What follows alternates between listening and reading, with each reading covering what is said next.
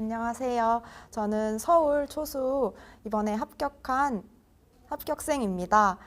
부족하지만 조금이나마 도움이 되고자 간단하게 제가 어떻게 공부했는지에 대해서 간략하게 설명해 드리도록 하겠습니다. 먼저 제가 1차 공부 방법이랑 스터디 내용, 그리고 2차에도 어떻게 공부했는지, 어떤 스터디를 운영했는지 말씀드리도록 하겠습니다. 간단하게 제 수험 환경은 일단 전 초수였고 올인을 해서 준비를 했습니다. 그리고 1월부터 교수님 인강 스케줄에 맞춰서 시작을 했고 11월까지 교수님의 모든 강의를 들으면서 공부했습니다. 그리고 저는 집이 노량진이랑 가깝긴 했지만 좀 효율성을 따지는 편이고 이동하는 걸 귀찮아하는 편이긴 해서 인강으로 수강을 했고, 그래서 인강 선생님들에게 도움이 될 만한 위주로 말씀을 드리도록 하겠습니다. 일단 먼저 기본 이론반에서는 그 강의가 업로드된 다음 날 전부 수강을 했고, 그리고 나서 강의를 들은 후에 저녁까지 강의에 들었던 내용의 기출 부분을 모두 표시했습니다. 교수님 이론서에 보면 그 마이맷 뒤쪽에 기출 문제를 교수님이 따로 탑재해 주셨는데, 그곳에 해당하는 모든 문제나 지문 등을 그 파란 색깔 형광펜으로 표시를 했고, 따로 추가하고 싶은 내용들은 파란색 볼펜으로 해서 저는 이론서의 기출과 관련된 모든 내용은 파란색으로 표시하기로 정했고, 스티커로 그 해당 내용이 나온 부분을 표시해 놨습니다. 이렇게 스티커로 표시해두면 좋은 점이 한눈에 이 내용이 기출이 얼마나 되었는지 확인할 수 있어서 공부할 때 강점을 두면서 할 수 있습니다. 그리고 다음 강의가 올라오기 전까지 이론서 내용을 계속 회독했고, 이 시기에는 다 처음 우리가 학부생 때 배웠지만 이미 너무 까먹은 내용이 많고 기억이 잘 안 나기 때문에 천천히 이해하면서 회독을 하려고 했고, 여러 가지 사이트들을 찾아보면서 아니면은 학부생 때 가지고 있었던 그 교과서를 찾아보면서 헷갈리거나 모르는 내용들을 공부하긴 했습니다. 그래서 이 시기에는 시간이 정말 많이 든다고 해도 선생님들께서 이해가 안 되시는 부분은 충분히 투자하셔서 이해하면서 공부하시는 것을 추천해 드립니다. 제가 그래서 표시했던 예시를 보면 먼저 이렇게 2라고 되어 있는 저기 맨 첫 번째 사진에 동그라미 인덱스 스티커에 2라고 표시한 건 교수님께서 해당 단원에 강조하시는 1, 2, 3 순위가 있는데 그 부분을 표시해 놓은 것이고, 이렇게 파란 색깔 볼펜이나 파란 색깔 형광펜으로 기출이 되는 걸 표시를 했고, 저는 빨간색 볼펜으로 청킹을 같이 표시를 해뒀습니다. 그래서 뭐 패치 같은 경우에는 변화 가능성이 있으면 패치에서 패를 따고 변화를 따서 패서 변화, 이런 식으로 해서 외우기 쉽게 같이 적어놨고, 회독하면서 계속 반복 인출할 수 있게 적어놨습니다. 그리고 왼쪽 아래 사진은 이제 인덱스 사진인데, 우리가 공부를 하다 보면 너무 많은 양이 있고 중요한 내용이나 헷갈리는 내용을 빨리빨리 찾고 싶어지기 때문에 저는 이 시기에 인덱스 작업을 다 해놨고, 아래는 이거는 성인에 해당하는 이론서인데, 성인은 계통이 너무나도 많고 계통별로 강조하시는 질환들이 있기 때문에 먼저 계통을 다 나눈 다음에 계통에서 강조하시는 질환 2가지씩 인덱스를 추가로 해놔서 필요한 부분을 빠르게 찾을 수 있도록 해놨습니다. 다음으로 기출분석반에 들어가면 기출분석책을 보면서 좀 더 꼼꼼하게 기출을 확인할 수 있고, 이걸 이론서에 더 추가로 표시를 했습니다.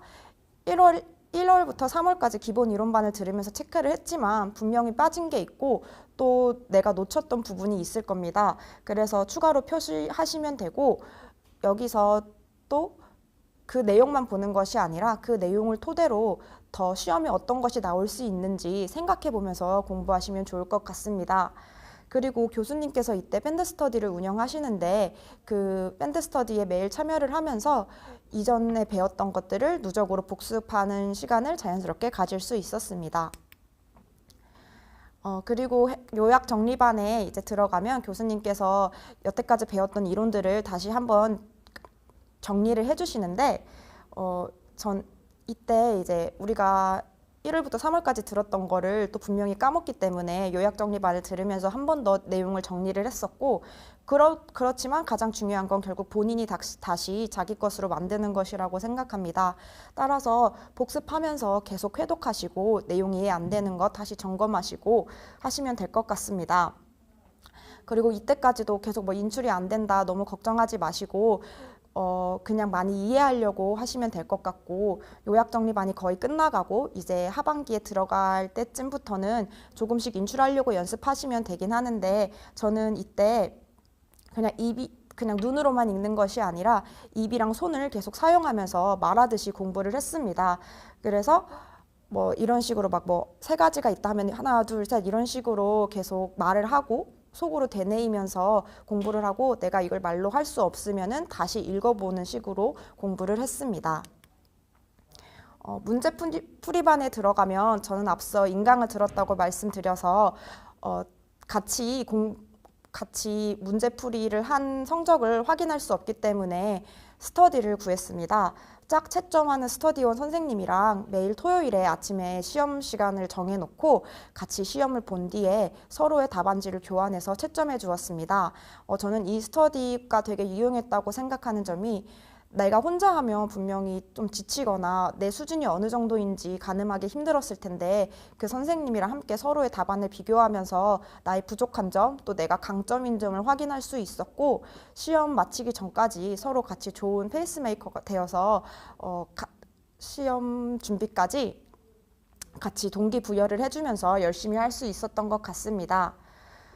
저는 시험 일정에 따라서 예습형 공부를 했고, 만약에 금요일에 이 시험을 본다고 하면 그 월요일부터 그 전까지 매일 그 해당하는 부분을 나눠가지고 이론서를 회독을 했고, 저는 좀 천천히 보는 스타일이고 꼼꼼히 보는 스타일이어서 그냥 정확하게 여러 그 강의서에 있는 거의 대부분의 내용들을 다 보려고 했습니다. 그리고 저는 시험을 통해서 내가 그렇게 꼼꼼하게 봤음에도 여전히 놓쳤거나 외우지 못했던 부분을 확인하고, 시험이 끝난 후에 이제 일요일이나 월요일에 그 해당 부분을 복습을 했고, 다시 그 다음 날부터 다음 시험에 해당하는 이론서 부분을 회독했습니다. 이때 이제 모의고사에 교수님께서 출제하신 내용은 초록 색깔 형광펜과 초록색 펜으로 표시를 했고, 또 다른 색깔 스티커로 모의고사에 출제되었다고 표시를 했습니다.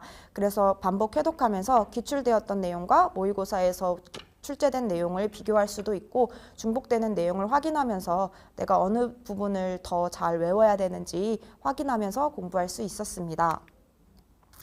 그리고 모의고사반에 이제 들어가게 되면은 교수님께서 회독표를 나눠주시는데, 저는 이 회독표를 잘 따라가지 못해서 개인 회독표를 만들어서 진행을 했고, 내용 영역별로 페이지 수를 나누어서 공부량을 정했습니다. 사진으로 설명해드리면, 저는 모든 모든 과목을 이렇게 나눠가지고 표시를 했고, 각 과목에 보기 쉬운 딱 그 나눠진 영역들을 페이지 수로 표시를 해서 이렇게 정리를 해놨습니다. 그리고 이렇게 스터디 플래너로 하루에 공부할 양을 정할 때 이 내용에서 해당하는 부분을 적어서 페이지 수를 맞게 해서 내가 하루에 읽을 수 있는 양을 스스로 정해서 했고, 보통 하루에 100페이지 정도 읽었고, 시간이 갈수록 이제 한 150페이지 정도 읽었던 것 같습니다. 마지막 11월 달이 되면 이제 정말 정신이 바짝 들고 긴장이 많이 되는데, 이때 가장 중요한 건 무조건 이론서 회독이 가장 중요하다고 생각합니다. 저 역시 이때 뭐 모의고사 복습이나 이런 것들은 좀 내려놓고 이론서를 반복적으로 회독하면서 제가 모르는 것들에 대해서 확인을 하려고 했고, 계속 반복 인출하고 인출에 대해서 약한 것은 또 따로 추가적으로 암기하는 시간을 가졌습니다. 그리고 이제 모의고사 많이 끝나고 교수님께서 회독표를 나눠주시는데, 저는 그 회독표를 보면서 전체적인 공부량을 체크하면서 그냥 계속 공부를 진행했고, 저는 완전 확실하게 딱 뭐 오늘은 뭐 장기적으로 계획을 세워두지는 않는 편이어서 그 회독표 보면서 조금 더 속도를 조절하면서 공부를 했었습니다. 그리고 제가 꼭 말씀드리고 싶은 점이 건강 관리에 무조건 유념하셔야 된다고 말씀을 드리고 싶은데, 11월 달이 되면 거의 대부분의 선생님들이 이제 마음이 조급하기 때문에 잠도 줄이고 엄청 무리해서 이제 저희가 다 공부를 하게 되는데, 저 역시 이때 건강관리를 제대로 하지 못해서 시험 전주에 감기가 걸려서 마지막 주에 저의 100%의 컨디션을 내지는 못했습니다. 그래서 이 점이 저는 너무 아쉬웠고, 저 너무 건강한 사람인데 이렇게 건강한 사람도 아플 수 있다는 걸 깨달으면서 선생님들께서는 꼭 컨디션 관리를 잘 하시면서 공부하시고 시험 당일에 정말 최상의 컨디션으로 시험을 보시기를 바랍니다. 그래서 시험 전날은 평소보다 2~3시간 정도 일찍 일어나서 한 새벽 6시부터 공부를 했었고, 먼저 저는 교육학 공부한 뒤에 전공을 공부했습니다. 교육학이 재작년에 트렌드가 막 엄청 오픈형이고 그래서 뭐 개념 위주가 아닐 거라고 했지만 여전히 그래도 개념이 가장 중요하다고 생각해서 저는 한 3시간, 4시간 정도를 들여서 교육학을 정독을 했고, 그렇게 정독을 한 게 교육학 시험 당일에 엄청 도움이 됐습니다. 그리고 교육학 끝내고 전공 공부를 했는데 저는 꼼꼼하게 보는 스타일이어서 앞에 내용을 더 자세하게 시간 관리를 제대로 못하고 보는 경향이 있어서 중요한 과목부터 공부를 했습니다.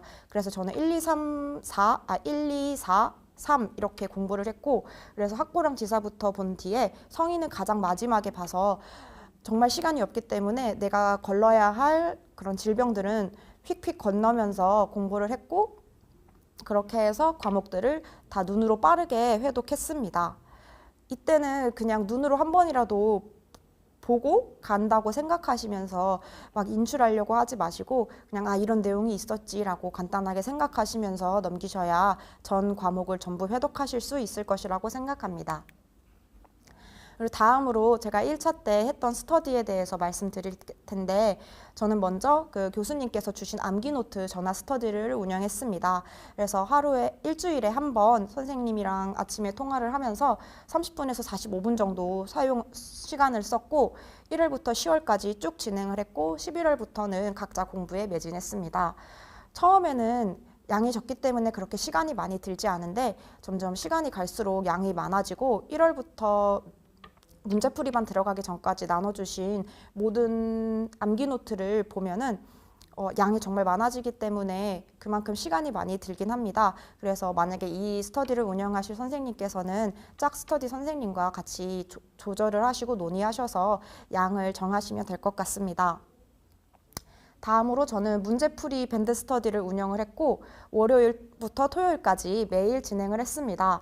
그리고 각자 문제를 출제해서 푼 다음에 인증하는 그런 스터디를 운영했고, 저는 이 스터디가 인출과 복습에 가장 너무 유용했기 때문에 선생님들께서도 하시면 좋을 것 같아서 말씀드립니다.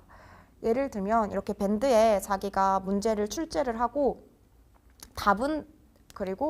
이렇게 답은 자기 글에 댓글로 달고 시간이 지나면 이제 내가 올렸던 글에 답을 달아주면서 다른 선생님들이 제 문제의 답을 확인하실 수 있게 했습니다. 이런 식으로 어떤 각 과목의 개념들을 계속 반복적으로 볼 수 있기 때문에 굉장히 인출에 유용한 스터디였습니다. 다음으로 저는 기출분석 스터디에 참여를 했고 한 6월쯤에 이제 기출분석반을 거의 다 들었을 때 03년도부터 22년도까지 기출문제들을 선생님들과 나눠가지고 분석을 했고 답이랑 해설 그리고 그에 대한 예상 문제를 함께 분석했습니다. 그래서 예를 들면 이렇게 2022년도에는 이런 문제가 나왔었고 그래서 그 답이 뭐고 예상 문제가 이것이다 라고 이렇게 한 문제를 같이 만들었었고, 파란색 형광펜은 이 문제 자체에서 냈던 답이나 그 물어봤던 내용들, 개념들을 체크를 했고, 분홍색은 이 문제에서 언급은 됐지만 아직 나오지 않은 것들이나 확정되어서 나올 수 있는 것들을 표시해서 구분을 해놨었습니다. 다음으로 저는 청킹 스터디도 짧게 운영을 했었는데 이때 처음에 4명이서 운영을 했다가 좀 질이 떨어지는 경우들도 있어서 빠르게 종료를 하고 제가 임용고시 준비를 할 때 같이 많은 얘기를 나눴던 지인과 둘이서 진행을 했습니다.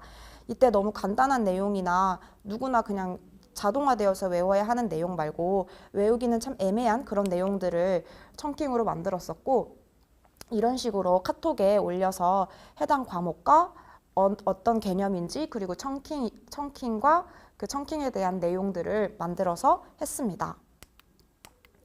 그리고 저는 6월부터 7월까지 DSM-5 청킹 밴드 스터디도 함께 운영을 했었고, 이거는 3명의 선생님이랑 같이 운영을 했었는데, 이렇게 보면 질병의 각 영역이랑 또 하위 목록을 나눠서 했었고, 매주 토요일마다 각 한 범주씩 올려가지고 진행을 했었습니다.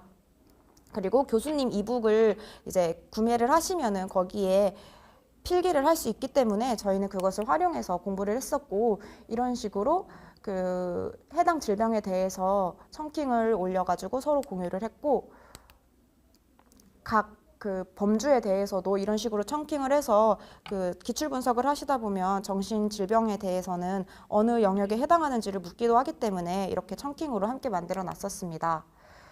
그리고 앞서 말씀드렸던 모의고사 채점 스터디도 운영을 했었습니다. 1차 준비에 있어서 제가 말씀드리고 싶은 것은 계속 이론서를 회독하는 것, 그리고 인출하는 이 2가지라고 생각합니다. 그래서 제가 가장 유용했던 인출 3가지 방법을 마지막으로 말씀드리면, 하반기로 넘어갈 때부터 아까 말씀드렸듯이 입으로 계속 내뱉으면서 이해하고 설명하듯이 스스로 공부를 하시면 되고, 문제풀이 스터디로 개념 숙지를 확인하고 부족한 부분은 다시 이론서를 읽으면서 개념을 암기하시면 되겠습니다. 그리고 마지막으로 아까 기출 분석했던 거에서 확장 인출을 하면서 이론서에 표시를 하는데, 이때 기출 문제를 보면서 어떤 문제가 나올 수 있을지, 또 이것에 대한 개념은 뭔지 스스로 인출을 해보고, 인출이 부족한 부분은 다시 그 개념 이론서에 해당 개념 부분에 가셔서 다시 공부를 하시면 되겠습니다. 다음으로 2차 공부 방법인데요. 짧게 말씀드리도록 하겠습니다. 일단 2차는 구상형과 즉답형, 그리고 서울은 추가 질문까지 있고, 이것에 대해서 나만의 답을 논리적으로 말하는 것이 2차 면접이라고 생각합니다. 따라서 나만의 논리적인 답을 면접관님들께서 잘 들으실 수 있도록 답안을 구상하는 것이 중요하다고 생각하는데, 이제 2차 준비하실 때 유튜브나 뭐 면접 특강 같은 것을 들으면 주장, 근거, 재주장 이런 식으로 말하라고 많이들 말씀해 주십니다. 늘 답을 이런 식으로 말씀을 하셔야 답이 너무 길어지지도 짧아지지도 않고 선생님의 답을 논리적으로 말씀하실 수 있을 것입니다. 그리고 초수시거나 아니면 재수셔도 저는 꼭 이론서 회독을 먼저 하라고 말씀을 드리고 싶습니다. 우리가 미래교육이나 마을교육 공동체, 생태전환 교육 이런 것들에 대해서 너무 생소한 개념이고 잘 모르기 때문에 이론서에 대한 내용을 먼저 숙지를 하신 다음에 기출 문제를 푸시거나 연습 문제를 푸셔야 선생님만의 답을 잘 찾아가실 수 있을 것이라고 생각됩니다. 그리고 자기 지역의 기출 문제를 또 다른 지역의 기출 문제를 풀어보고, 자기 지역만은 꼭 기출 문제를 분석을 하셔서 우리 지역의 출제 경향이 어떤지 확인하시기 바랍니다. 그리고 기출 문제랑 연습 문제를 풀면서 선생님들의 생각을 정리를 해둬서 만능 툴을 구상하시면 되겠습니다. 그리고 서울은 전공 공부를 물어보고 있기 때문에 이론서에서 필요한 부분을 발췌해서 따로 정리를 하시고, 보고 너무 길라잡이 같은 실무 매뉴얼을 확인하셔서 전공 공부를 해서 문제를 푸시면 되겠습니다. 다음으로 제가 2차 공부 방법에서 사용했던 스터디인데, 저는 전공 스터디와 비교과 선생님들과의 스터디, 그리고 전화 짝 스터디를 운영했습니다. 전공 스터디랑 비교과 스터디에서는 같이 그 문제 한 세트씩 구상을 해서 푸는 연습을 했었고, 시책이나 뭐 서울교육 같은 참고해야 하는 내용들도 같이 정리를 했습니다. 그리고 전화 짝 스터디에서는 이제 즉답형이랑 추가 질문에 대비하기 위해서 같이 비대면으로 진행을 해서 조금 더 넓은 문제를 다룰 수 있었습니다. 지금까지 제가 어떻게 공부했는지 간략하게 설명드렸고, 선생님들께서 조금이나마 이것을 통해서 도움을 받으시고 11월까지 매일매일 묵묵히 잘 하루하루 해내시면서 꼭 좋은 결과 있으시기를 바랍니다. 감사합니다.